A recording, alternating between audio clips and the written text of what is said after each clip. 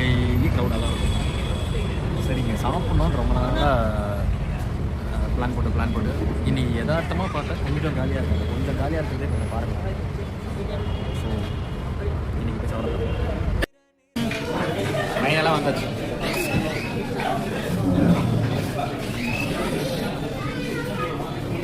ஃபுல்லாக சாப்பிட்டாச்சு. ஃபுட்டு வந்து ரைஸ் வந்து ஆவரேஜ் தான்.